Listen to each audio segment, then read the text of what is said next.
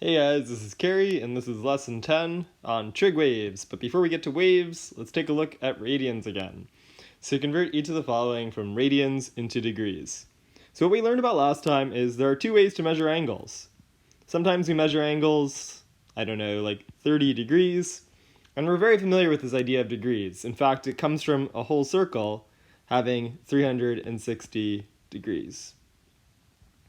But we talked a little bit about last time that there's another way to measure these angles. So the same exact angle we could say is something called pi over 6 radians, and we're going to talk about how to do that in a second.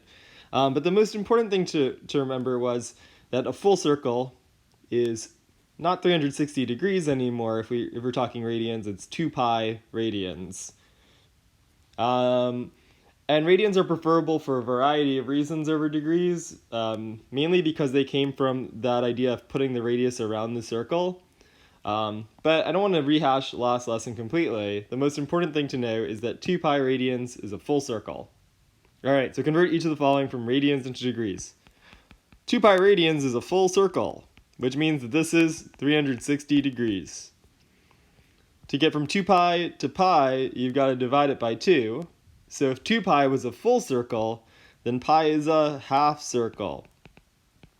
And so that would be 180 degrees if we divide it by 2. To get from pi to pi over 2, it looks like we're dividing by 2 again. So if pi is 180, and then we divide that by 2, that would give us 90 degrees. And so what it looks like is we can use this relationship that pi is the same thing as 180 degrees to solve all of these problems. Or pi radians is the same thing as 180 degrees. So here what we can do is we can say, well, pi radians, that's 180 degrees. So we have 3 times 180 degrees divided by 4. And you can calculate that a variety of ways, probably using a calculator. But I think you get 135 degrees when you use your calculator to do that. Alright, so that was going from radians to degrees. Now it's a little trickier to go from degrees into our new measurement, radians, because we're less familiar with radians. But we're going to get a little bit of practice each day, and I think this will become a little easier for us. So 180 degrees. Okay, that's our key fact. From here, same problem basically, but opposite. This is pi radians. Okay, so now I think, what do we have to do to 180 degrees to get 60? Well, we can see that 180 divided by 3 would give us 60. So if we divide this by 3, it will work out. So what that must mean is that we're dividing the radian measure by 3. And so this would be pi over 3.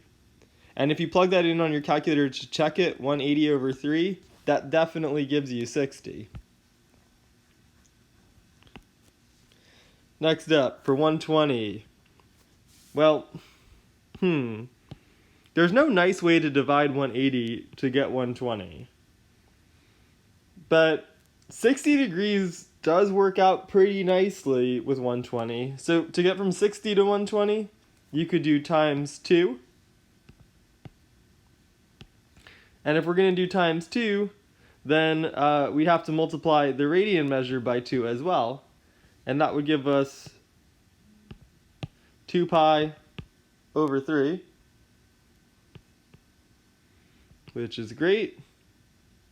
Now for 270, there's no nice way to go from 180 to 270. So maybe the fact that most helps us out of all the ones here is actually this one. So since 90 degrees, you can multiply by 3 to get 270.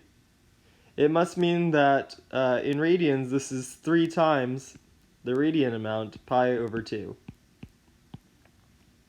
And so this is my preferred way of working with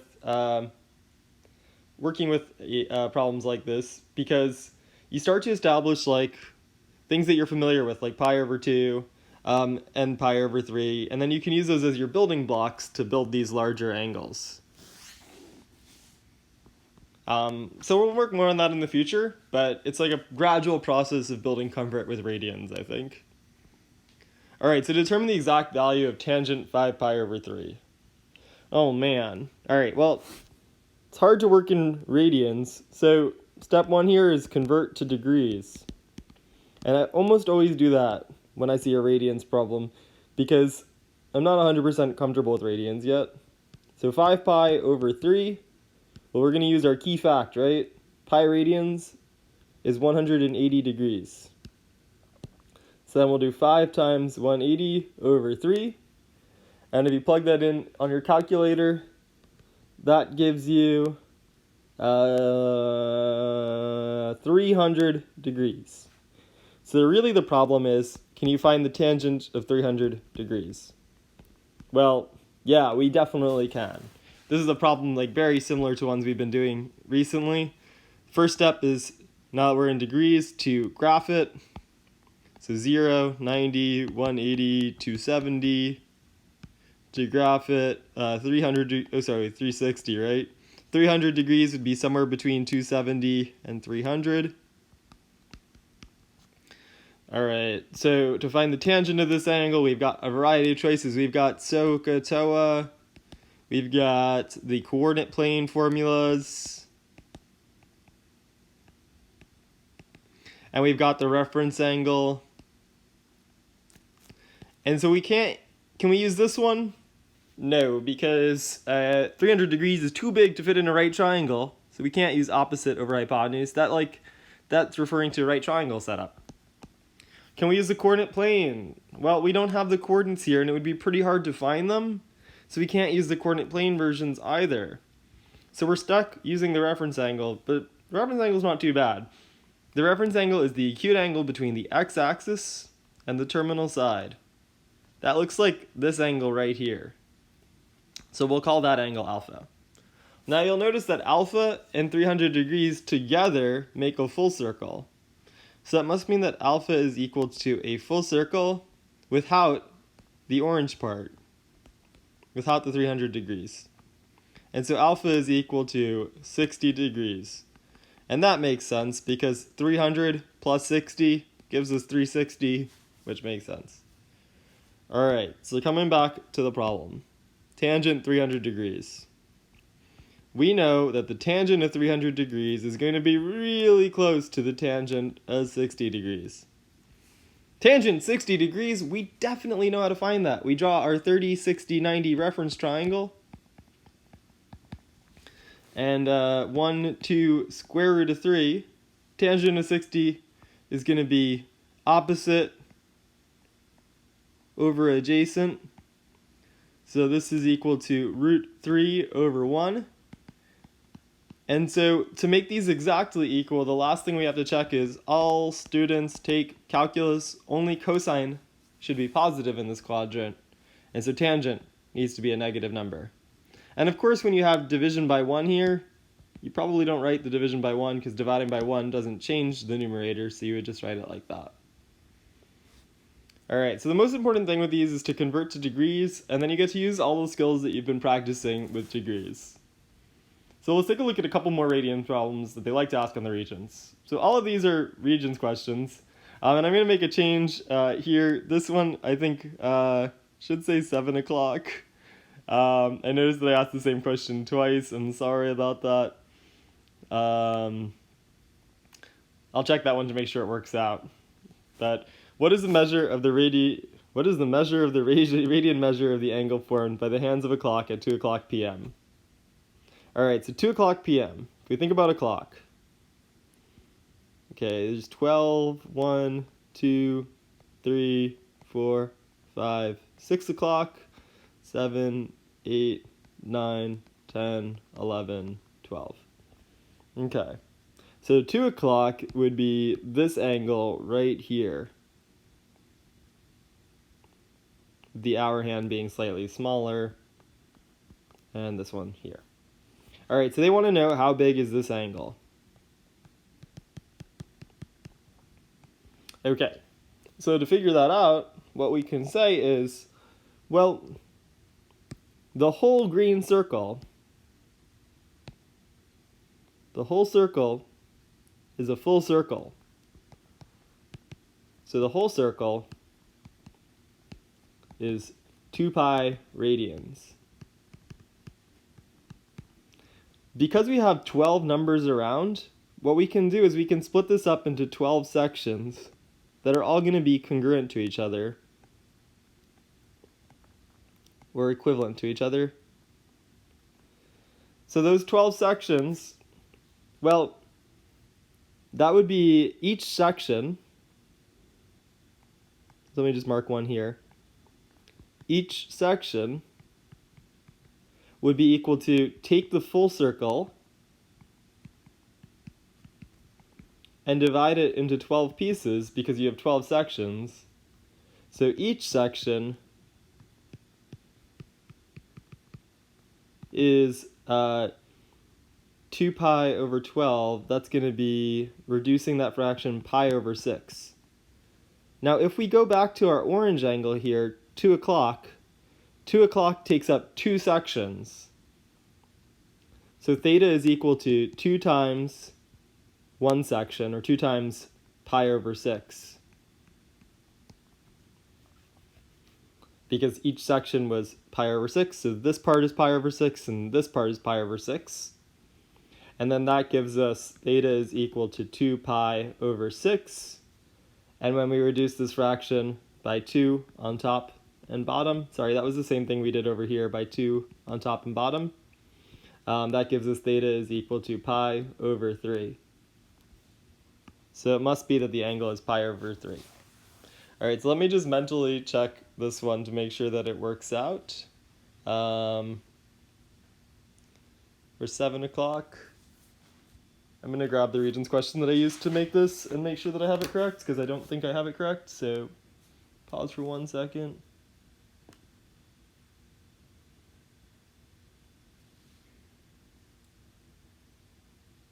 Okay, what is the radian measure of the smaller angle is the keyword missing here. So if you lay out the hands on the clock here, it's going to ask you for the smaller angle, so it's going to ask you for this one here. So you're going to have to add more detail like the numbers, but this is a your checkpoint problem. So now the problem is correct. Make sure that you include this word smaller angle. That's how you know it's this side, not this side here. And see if you can figure out for 7 o'clock what that angle would be. All right. So I'll check that one when you guys turn it in, but you definitely want to do a process very similar to problem number 1. And then for problem number 3, Christine is riding in car 4 of the Ferris wheel represented in the accompanying diagram. The Ferris wheel is rotating in the direction indicated by the arrows. The 8 cars are equally spaced around the circular wheel. Express in radians the measure of the smallest angle through which she will travel to reach the bottom of the Ferris wheel. Alright, so Christine is currently here, and she's going this way. So the smallest angle that she has to travel to reach this would be that angle from there to there. And that's because she's going that direction as per the arrows. Alright, so we need to know this angle, and then we need it in radians. Alright, so if Christine went all the way around, that would be 2 pi radians. And this one isn't divided like the clock. It's divided into 1, 2, 3, 4, 5, 6, 7, 8 segments or sections. So each section needs to be a full circle divided into 8 pieces because there's 8 sections. If we reduce this fraction by 2, that gives us pi over 4. So that's each section. But Christine has to go 1, 2, 3, 4, 5 sections to make her whole angle. So 5 sections. That would be 5 times pi over 4, which is 5 pi over 4. And so the angle that Christine needs to go, the orange angle, is 5 pi over 4. Alright, so now let's move on to waves. So for trig waves, fill in the table below by writing the value of sine, cosine for the specified angles. Alright, so this is a bit of a throwback. You actually have to go back to, which lesson do we have to go back to? Let me see. We have to go back to, from our trig lessons, let's see. I think it was lesson 8. Let's check. Yeah, it was lesson 8. And for one of your checkpoints, you created this big table. And basically this problem that we're looking at in the next part of this lesson is looking at column 1 in this and column 2 in this table, because it's about sine and cosine. So if you're not sure where these values come from, please go back to lesson 8 and checkpoint 4 and see if you can figure out and see if you can review that. So here we found in lesson 8 that the sine of 0 degrees is 0. The sine of 90 was y over r, which was 1. This was y over r, but on 180, y over r is 0. For 270, y is negative and r is positive, so we get y over r is negative 1. And this is just from lesson 8 that I'm reviewing this idea from.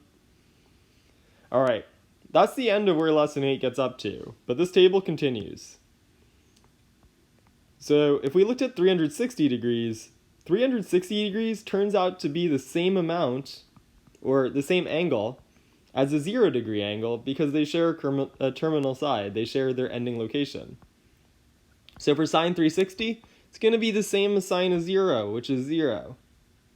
For sine of 450, 450 minus 360, that's just 90 more. So this was 90, but it also happens to be 450 because 450 would be a full circle with an extra 90.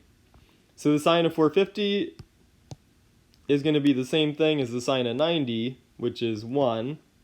540 is another 90, so that's going to be the same as 180, which is 0. 270 and 630 are the same. It's another 90, so each of these is 90 apart. And by doing that, we're just hitting the same quadrant values over and over and over again. So 630 would be the same as 270, which is negative 1. And sine 720, well, that's 2 full circles, so that's back to 0 again. All right, so for cosine, just a reminder from lesson 8, we found that the values were 1, 0, negative 1, 0. See if you can fill in the rest of the table on your own.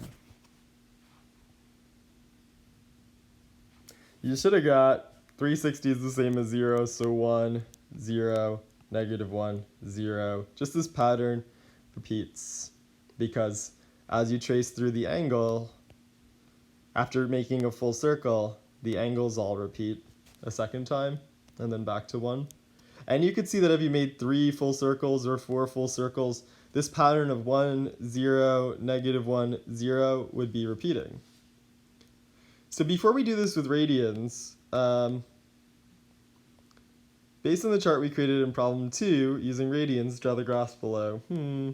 I'd actually like to do this with degrees, so I'm going to change the problem here to degrees. And I'm going to base it on problem 1, and then we'll come back to radians in a second. So for sine, it looks like for degrees we had 0 degrees, which would be here, and x is going to be our angle this time. 90 degrees we'll put on the x-axis here. 180, 270, 360, 450, 540, 630, 720. And these are all equally spaced because there's 90 in between each one of these. So now plotting the points from our table. Oh, cool, I didn't know I could do that. So sine of 0, that's 0 on the y-axis. Sine of 90, that's 1 on the y-axis. Sine of 180, that's back to 0 as the output value, so 0 on the y-axis. Sine of 270, when you plug in 270, you get -1 on the y-axis. When you plug in, and notice that this pattern repeats 0, 1, 0, -1, 0, 1, 0, -1. So 0, 1, 0, -1, 0. And it takes a little bit of imagination here, but if you connect these points smoothly,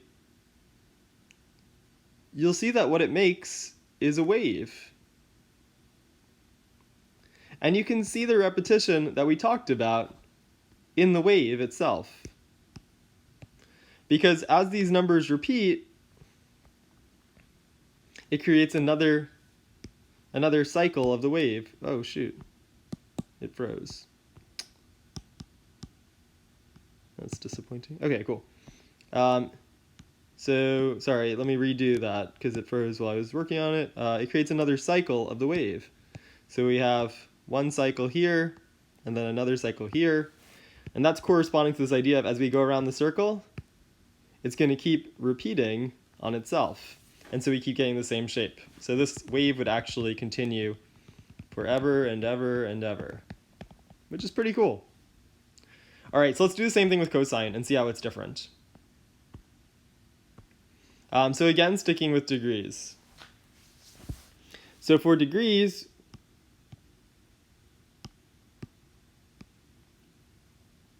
we label our x-axis with those degree measures. So 0, 90, 180, 270, 360, 450, 540. And I know my axis is a little off from before, but it's harder when I'm zoomed out to get the right values here, and 720.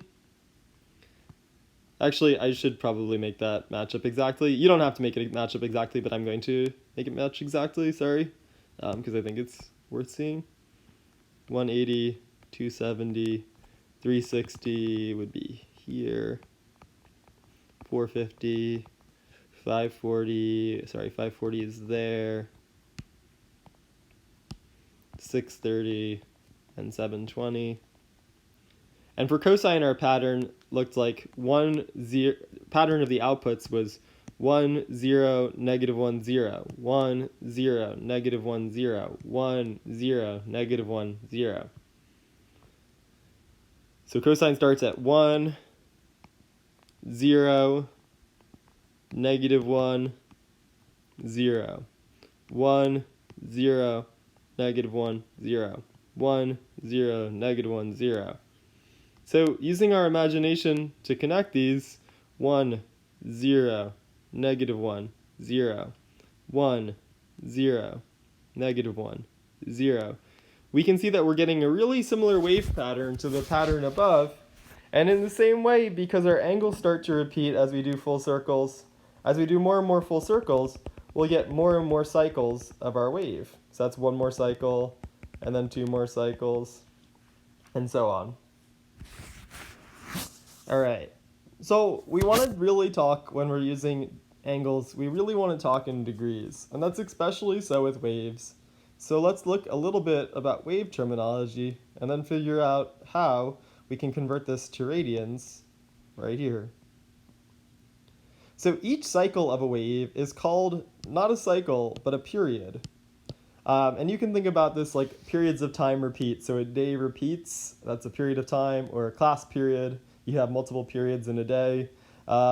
Each cycle of a wave is called a period. And so here we have, and it's a little hard to see where the cycles begin and end, but let's take a look here. If you want to find what a period is for the sine wave, the period is the amount of time it takes for a full cycle to complete. So here we have one full cycle completing. Here we go up, and we haven't finished a cycle. We go down, we haven't finished a cycle. Sorry, it's autocorrecting because I'm talking slow. Down, down more, still not making a full cycle, and then back to the start. So here's where our second cycle ends. For the next one, we start at 0, we go all the way up, we go all the way down, And we had to go back to where we started, so this would be our third period. And each period is identical to the last. For cosine, you can do the exact same thing. If you trace along it, you start at the top, so you have to get back to the top to make a period. So one period would be here. Oops, I missed the top. One period would be here. Our second period would be starting at the top, going all the way down, all the way back up to the top. This is another period. And what you'll notice is in all of these cases, each period of the wave takes 360 degrees from 0 to 360, or 360 to 720 to start repeating. And that should make sense because this repetition in the wave comes from repetitions around the circle, which are 360 degrees. All right, so the graph below shows a lot of periods, and I think it's useful to get some practice tracing them out. So each period is a full cycle. So we'll do the first one together, and you guys can do the second. So I was looking at full cycles here. Starting at 0, we go all the way down, all the way up. That's 1. Starting from the next one, all the way up, all the way down, that's 2. The lines make it harder to see, actually. The colors are probably easier. Starting here, we go all the way up, all the way down, back to the start. That's 3. All the way up, all the way down, back to the start. That's 4. And it's that whole section. In this case, the whole purple section counts as a period because it's one full cycle before repeating. And so this whole thing would be our fifth period. So it looks like we've got 5 periods shown below. All right, with cosine, it can be a little more tricky. So the graph below shows a cosine wave. Sorry for the typos in today's lesson. I was pretty tired this morning, I guess, when I was editing it. But how many periods of the cosine wave are shown below? So let's see if you can figure this one out. All right, now it turns out to be really helpful because sine and cosine have a lot of repetition. Rather than going all the way out to like 720 degrees or whatever, usually we just look at the first period, which would be one cycle of it, and then we know that the rest of it is just going to keep repeating that same pattern. So some important diagrams to keep in mind are these sine and cosine diagrams that we're about to do for this checkpoint. So draw one period for each of the graphs. And we're going to actually use radians this time. So with radians, we start at 0 radians. If we want to go a full cycle, we saw that it takes a full circle to go a full cycle. So 360 degrees was one full cycle. So it looks like we should go for one cycle of it, 360 degrees. But 360 degrees in radians, that's a full circle, so that would be 2 pi radians. At the halfway point between those, we'd have a half circle, which is pi radians. Halfway in between 0 and pi, this is really 180, right? So halfway in between that would be 90, but halfway in between this would be pi divided by 2 because it's half of that. And then if we went here, that would be 270. But we don't want to think in degrees anymore. We want to think in radians. So if this is 90 degrees, to get from 90 to 270, that's 3 times as much. So this would be 3 pi over 2, because it's 3 times this pi over 2 amount.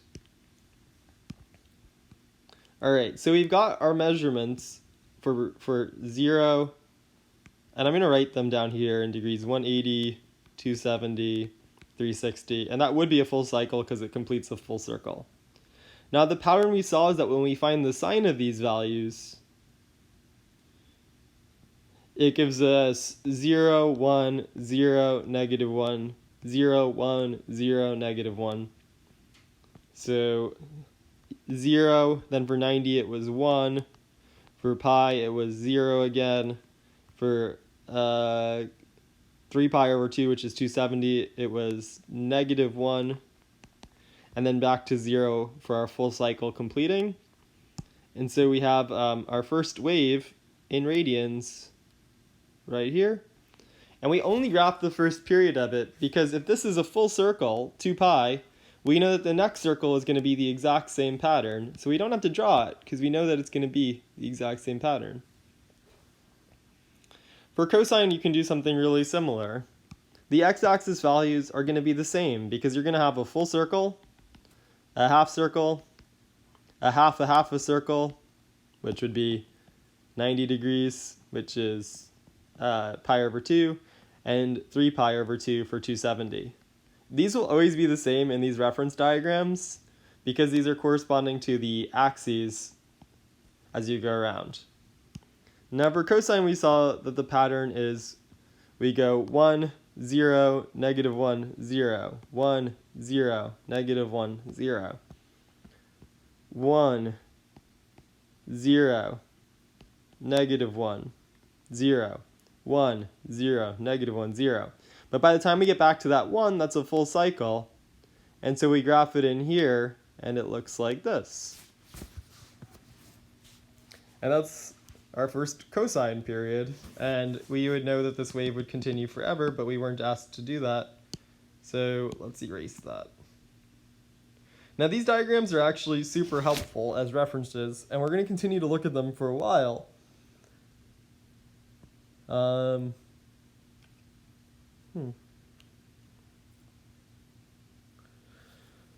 So you might be wondering, how do we change these waves? Is there a nice way that we can alter them? And there are a couple nice ways that we can alter them, but I'm thinking this might be a good cutoff point for today's lesson. So let's cut the lesson here, and we'll talk about the next part of the lesson next class, because I think it would be a little too much. So I hope this was helpful, guys, and I'll talk to you soon.